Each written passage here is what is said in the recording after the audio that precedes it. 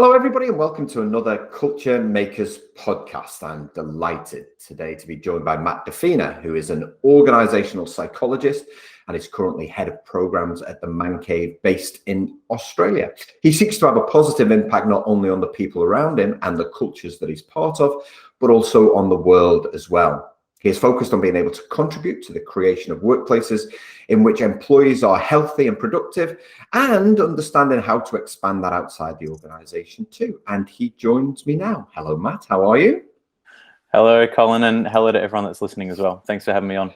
Matt, fascinating career. Just so many places that I could just jump in and start. And so much experience, including a stint in the UK that I noticed as well. But it looks like, I mentioned that you're an organisational psychologist. It looks like that was kind of the thing. That's something you studied at university, right, here in Melbourne. And was that always going to be your pathway, you think? Yeah, well, I mean, I never quite knew at the time, did I? And when I went to the UK, I was just looking to explore and sort of see what I was interested in and passionate about. When I came back, that's when I started studying psychology, and I knew I was interested in that area, but definitely not clinical psychology. I always was interested in strengths and how we bring out the best in people, and was honestly at that stage trying to work out where I fit into the world as well. I was volunteering for Oak Tree Foundation, which is a not-for-profit in Melbourne. I was working for World Vision. I was even DJing in nightclubs and playing state hockey in Victoria and Australia. And I was just not all over the shop necessarily, but just trying to find all the different threads and how they came together. And eventually I found a subject called positive communities and organizations. And that was honestly the turning point, where I was in a room with, professors that started to talk about how we create positive environments, positive cultures, organizations, communities that bring out people's best, based on the assumption that we are good at our very deepest and most natural. And that's what brought me alive. And so my systems brain started going crazy. It just felt like I'd found my people. And that was when I went, okay, I think organizational psychology is the way that I want to equip myself to have an impact in the world. And that was the thing. And I from that point forwards, it was then a journey of discovery to Man Cave, but that took a few more years. It's something that I was talking about recently with a friend, this whole concept of you really finding something that lights you up. I'll be honest with you, I was a bit skeptical about the whole thing, but it's because I hadn't found the thing. So I'd hear people talk about it and I was like, oh, just one day I just realized, and I'm like, yeah, sure, whatever. And then I found the thing and I'm like, oh my God, it's true. Who knew? When I kind of hear you talk about that, you're trying different things, certainly early in our careers. It's not a career at that stage, but we are trying to find a pathway, right? We want to become part of something that's bigger than ourselves, but we don't necessarily know what that is. And I'm assuming that's something you talk about in psychology as well. Yeah, and it's it's one of those funny questions that a lot of young people get asked, as you just said, or not even young people, just everyone in life, is what you care about.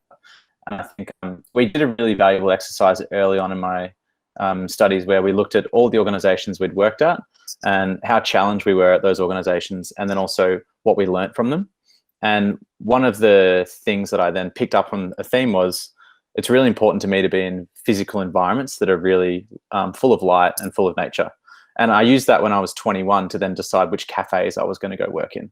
And so the cafes in my area, I'm like, great, that cafe has lots of natural light. It's in a nice street. I want to work there, and the vibe is good.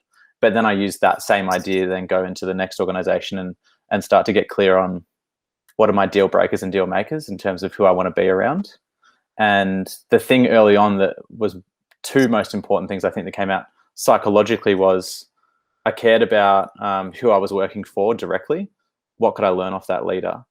And then I also gradually became more and more important to me that the organization I was working for was positively impacting the world as well.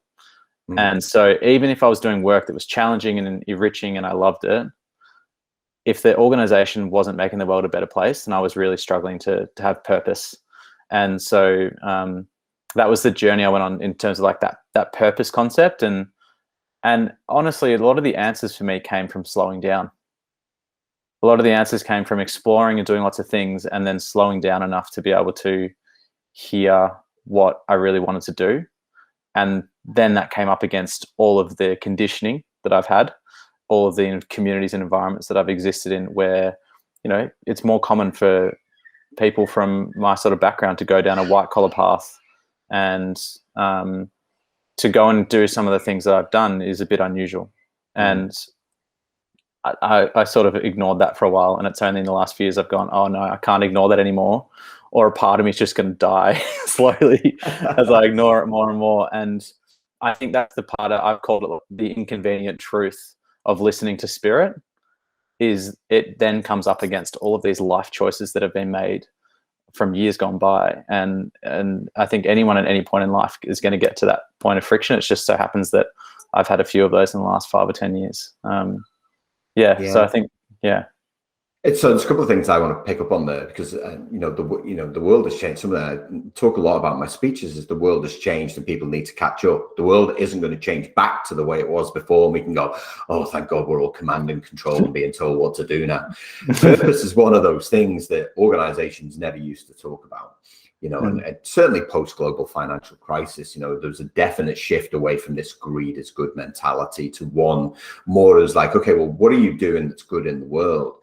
And so I think those organizations, exactly as you say, they kind of put that purpose out there. They put their values out there. You used to have to work in an organization for at least 6 months to figure it out. And then you were like, I was sold a dud here at interview. whereas now, I think we should be, employees should be looking at, is an organization doing good in the world? Not only that, what do they stand for? What are their values? Are they living it in plain sight? Which is something that we do a lot of now, which means that, and the Deloitte Millennial Survey found that people nowadays are considering purpose as important as pay. And that's certainly true of you by the sounds of it, is you kind of always looked for that natural light, which is a great metaphor, right? In terms of working for organizations that you felt that you had a strong connection to. Yeah. And I think it was also, just to pick up on something you said, organizations and societies evolved to wanting more transparency. Even if we look at advertising now, we call BS on advertising really quickly because we're so much more attuned to it. And I think we also expect the same of our leaders, where, we expect them to be authentic and real and to show their values and not to kind of hide things from us. And I just remember, I think it was around 24, 25, it was quite a forming stage where I was going into more psych studies. I was going into my Instagram feed. This is going to sound a little bit trite, but I was going to my Instagram feed and I was going, I don't really enjoy what I'm seeing on here. And then I had this realization that, hang on a sec, I can unfollow people. Hang on, I can curate my Instagram feed to be whatever I want. And also, what would it feel like if I was posting the same content on all my social media platforms, Facebook, Instagram, LinkedIn, to name 3. And I didn't have to worry about showing up differently in those different parts of my life. And I just remember the relief that washed over me at that point. And then to think, okay, so how do I then find organizations and leaders that think the same way? Where, the short stint I did at PwC, I was really impressed by how transparent it did feel there. And the values were really clear. And I think they did dial up definitely the purpose of the organization as well, because people my age were really keen on that. But it's also really liberating feeling of realizing that you don't have to keep those multiple masks and faces up in different areas. And I think, as you said, it's an expectation now. But it can also be, the liberation also is a bit scary, because then there's less places to hide as well. That's right. And so I also remember finding out about social enterprises and thinking, oh my God, how amazing would it be to have an organization that exists purely for the social good? And then I started to find out about a number of those in Melbourne, and it was amazing to then connect with the communities that were behind them and to realize there were people thinking that same way as well. Yeah, one of the questions I asked as part of the podcast, and I always ask it at the end, Matt, is kind of, how do you keep yourself relevant, your ongoing relevance? And for me, it sounds like you've got this kind of innate curiosity where you're consistently looking, and I'm assuming you carry this into your work, consistently looking for ways that you can enhance the lives of others, where you can enhance the way that things occur such that you're doing good. Would that be fair? Yeah, I think so. I think it's a real curiosity. I was definitely one of those kids that was always asking why 100 times and driving my parents crazy. I think for me, it's definitely a curiosity without attachment. And so I'm not using curiosity to try and test or make sure that my belief systems are true so I can create safety in my world and they feel good. It's like, I'm just genuinely curious. I want to learn about how people work, how cultures work, how do we make things better. And it's never about me. It's always about the bigger picture as well. And yeah, I think that's definitely a driving factor as well. And just to see what's possible. The seeing what's possible, the what if, is another big thing that keeps me awake at night thinking about the next adventure. Yeah, which is very much the kind of a growth mindset, and I said there was two things. The second thing that you mentioned, which again really resonated with me, is this sense that you believe that people are innately good. I think often when I look at some of these workplace cultures, they think the worst of people. And then, of course, if you think the worst of people, you're never going to be disappointed, right? So presumably that's something in your work, and especially in your work at the Man Cave right now, where you're looking for opportunities to bring out the best.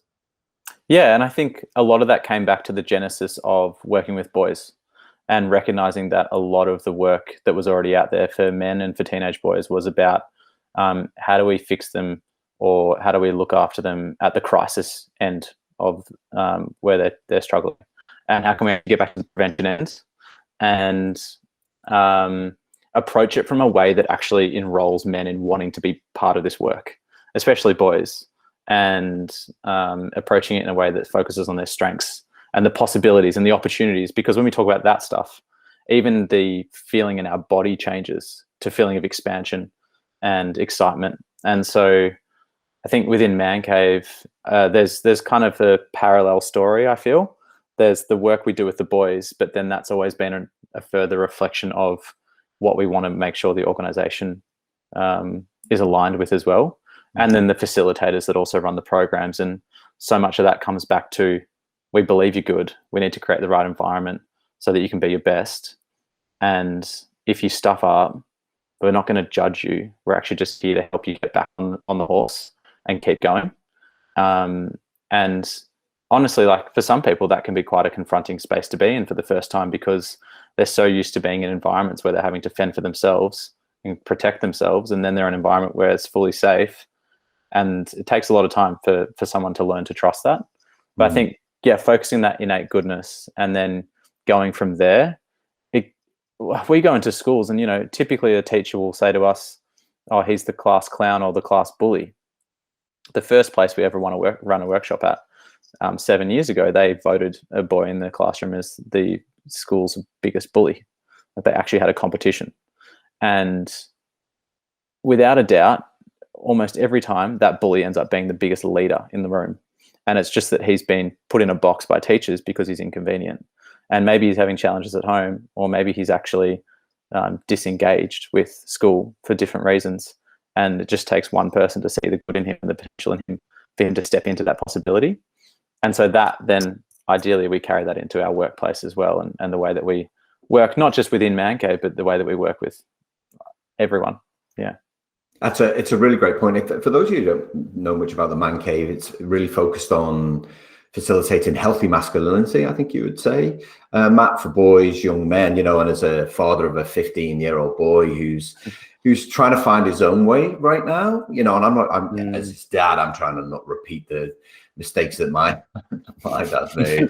Not that he would ever admit to any. Dad, if you're listening to my kid, my dad's never listened to a podcast. It's to really help him better understand himself, rather than telling him to pull himself together and pick a trade and get into work, right? It is to help him to understand what it means to be a teenager and grow. But I think, and using what you just said there, is there's a lot that often within our cultures we don't understand about each other, and we're not very good at helping each other. And so I like that kind of distinction. You talked about boys and men and the work that you do, but also trying to replicate that in your culture as well. And, reading about Man Cave's culture, which I did about, 6-8 weeks ago, something like that. And there's one thing that specifically stuck out for me, and that's where you said that culture isn't an idea, it's a practice.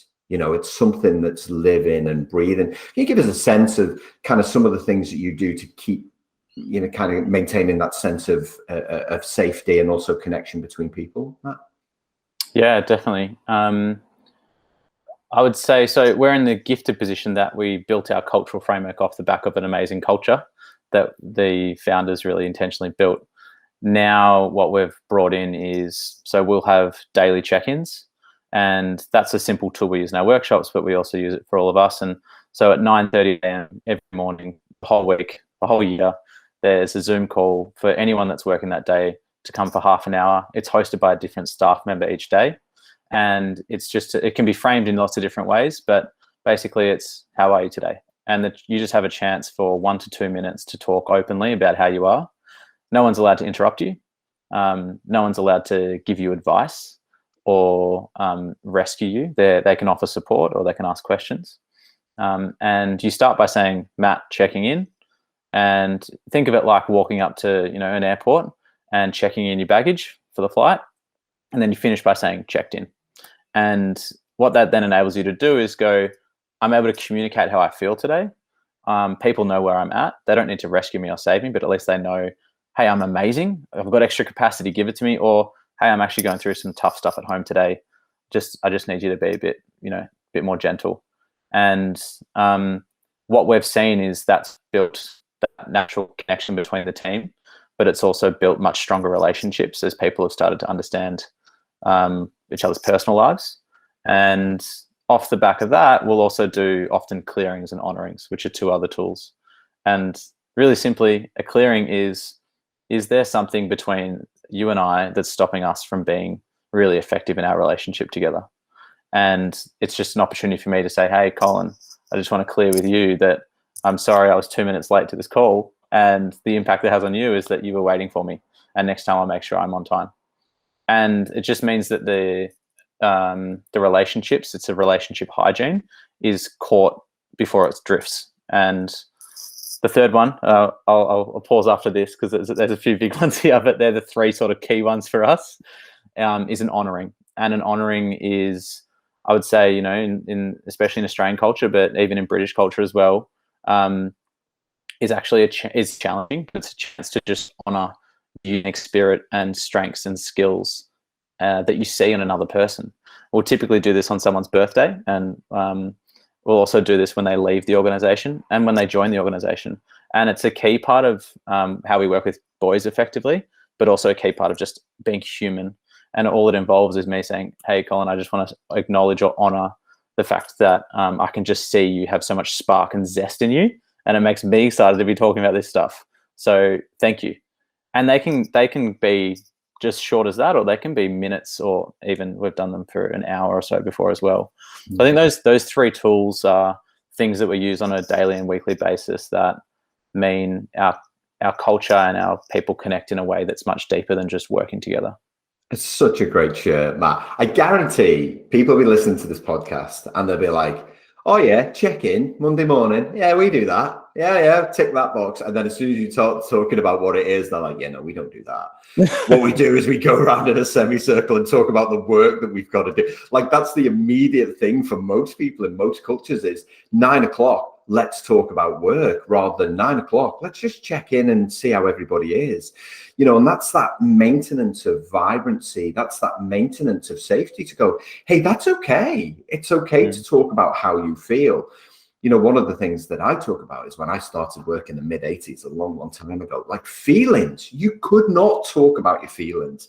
It wasn't a thing like emotional intelligence. That was all seen as fluffy stuff. It was about some middle-aged bloke in a blue suit telling you what to do, but you couldn't tell him how you feel. And so you creating that safety, I think it's fabulous. The other thing that I'll say is clearings. I think it's a genius idea. So for anyone who's listening, that's an idea you should copy straight away. Rather than sending everyone on a courageous conversations course, giving them a pamphlet and then them never doing it, is really encourage conversation. But obviously it's built on a platform of safety. And I'm assuming, Matt, you're always looking at ways and things that you can do to continually evolve the culture at Man Cave. Yeah, and I think as we've all experienced COVID, like literally the whole world has experienced COVID. We've been through our own challenge of, how do we keep the culture going during lockdowns last year? And then how do we powerfully bring everyone back to the office as well? So even just really simple things is not amazing at all, but just Tuesday lunches where everyone brings a plate of food and we sit down and we actually connect. And that's a chance for us to have a lunch and learn. And we had one of our staff members just yesterday talk about motherhood. She's a mum to 2 teenage boys, and we just learnt from her what it's like to be a mum. And a few weeks ago we had something similar or along the same lines. But that won't be unusual to your listeners, I don't think. I think some of the areas that we are trying to step up in is, I think about how the blurred lines we've talked about, and the professional personal boundaries can be really liberating, but also quite challenging to manage. And so I look at it as an expansion of how society is operating now, and an organization is just a reflection of that. And things are just more integrated. And so we're trying to work with, within our cultural framework is 3 values, which is care, first and foremost, psychological safety, challenge, which is all about growth and asking people to step up. And then between that, there's choice, which is no matter what, you get to choose what you need right now in this point in time. And the key thing we're driving right now in our culture is just people taking responsibility for their choices. And it comes back to clearing. It's actually just about someone taking responsibility without shaming or judging themselves or making themselves small, so they can move on with their work. And I guess the next challenge for us is going to be, how do we scale this? Yeah. And that's really what we're leaning into. Is we're building out educator training for adults. We're building out social media platforms for teenage boys on TikTok and Instagram. Is how do we scale this so more people can get involved in it and can pick it up and run with it in their own communities? And I think that's probably going to be the next challenge for us as well. So the lunch and learn, that might not be new to people, but lunch and learn where you learn from a staff member about something that they're going through possibly will be, again, often they're seen as educational. Not that that's wrong, but I just think there's so much we can learn from each other. How much of a role does organizational psychology play within workplace culture, Matt? Do you feel, I guess, in your opinion, and what could organizations do to better leverage the insights that they would gain from that? Yeah, well, I think so. Organizational psychology as a concept for me operates at 3 different levels, which is simply, how does an individual feel in an organization? How do they work in a team? And how does the organization function overall? And what are the different systems and processes you've got in place to enable culture, capability, strategy, and high performance all to meet in the middle to then achieve your goals as a group? And so I think there's a lot to learn in terms of,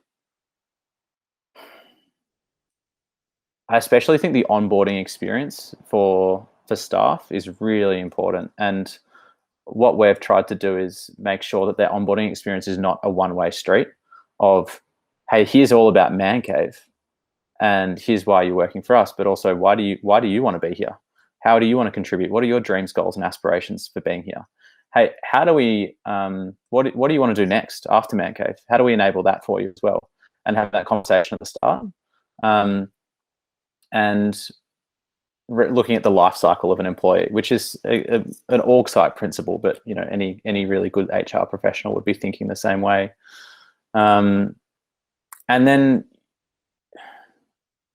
really it comes down to what I think is distilling down the key frameworks. And you would have seen a lot of different frameworks from all your different conversations, but the ones that we look at is culturally, how are you showing up against the behaviors that we've agreed to? And if that's not happening, what coaching needs to happen or conversation needs to happen?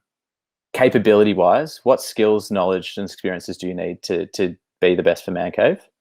And strategically, where are we going and how are we going to get there? Old metaphor, but we use it all the time, is the bus. Say we need to get the right people on the bus in the right seats, and then we need to work out where the bus is going. Well, we know where we're trying to get to, but then we need to work out, strategically speaking, how we're going to get there. And I think a lot of these concepts from an organizational psychology perspective is just tapping back into what we need as humans within an environment. And a lot of that comes back to that psychological safety, belonging, and purpose. is, do I feel safe here? And safety is not to be mixed up with comfort, which is, I'm comfortable, no one's pushing me or challenging me, and I don't have to do anything I'm not happy about. Safety is actually, can we talk about the thing that's happening right now and know that we're going to be able to get through it together? And anyone that's worked for a manager that knows that there's not going to be implications for sharing something, or that they're going to navigate it together, knows what safety feels like through really volatile environments. And for some people, they haven't experienced safety in lots of parts of their lives. So actually creating that in an organization where you spend a third of your life, or a third of your working life, I think is really important. The belonging piece is then, what are we here to do together? And so we'll come together once a quarter and we'll have a town hall, and that town hall will involve, we talked about the morning check-in. We'll have a 2-hour whole organization check-in, one big circle. We'll have to work on that as we scale, whether that's possible. A series of mini circles. Yeah. And I think the thing that that we do well, bringing together org psych, culture, all the different pieces, is, we had a town hall a few months ago, and term one for us had been really challenging. We'd returned to delivering workshops, and there'd been some challenges. Rather than just getting up there and going, great, we've got the slideshow, we've got the impact stats, here's what's coming up next. We sat in a circle and we said, term one was really challenging. We want to hear what did you really struggle with? And we just went. I think humans are really smart intuitively, and we just trusted our gut, and we could feel in the room instinctively there was stuff that wasn't being talked about. And rather than ignore that, as leaders, we said, we want to hear it. Let's talk about it. And it's going to be messy, but we know that if we don't work through this together, we're not going to be able to move forwards. And off the back of that came a whole bunch of projects and initiatives that have now been implemented. So, yeah, I'm not sure if that answered your question, but more than answered my question. There's a few different threads. Yeah, there's a few different threads. It does, but it speaks to what lies at the heart of great workplace cultures. And, it's a very simple answer. It's people who feel trusted and empowered to do the right thing, but also know that if they do the wrong thing, it's an opportunity for learning, not blame, right? Such that we can continue to move in the right direction together and achieve the results for whoever it is we happen to be working for at that time. Yeah, well summarized. Yeah, well summarized. thanks God for that. Matt, there's some brilliant shows. I honestly can't wait to go back and listen to this myself. Obviously, just your audio track. I don't listen to myself. There's so many great shows there for people. I want to say a huge thanks for joining me on the Culture Makers podcast today. Thank you for having me.